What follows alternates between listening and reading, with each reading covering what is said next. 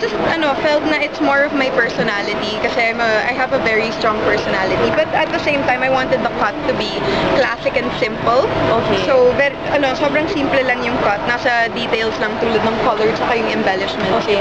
Sorry, I didn't get the name of the designer, right? Mark Baumgartner.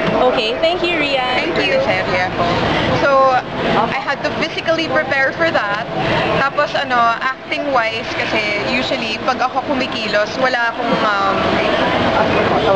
hindi ako sanay na kumilos with authority. Alam mo yon? Usually kasi sa work ko, sumusunod ako. Wala tayo may mga boss. Pero dito kasi sa Saucy Problems ko. Dito kasi sa Indio, yung role ko is more, ako yung in power. Ako nagdedesisyon lahat. How will you sum up your 2012? It was a roller coaster of a year, pero it ended on a high note, and that's what I'm grateful for.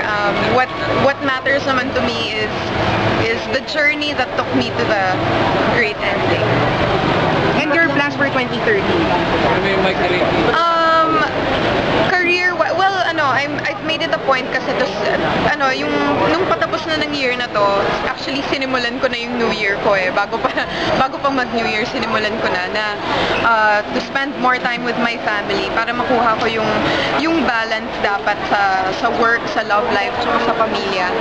So, ayun, it's more of that. And then next year, gusto ko magpakita ng bagong Rian, so I'm gonna work out a lot. And ayun, sige, I just want to be able to improve sa acting.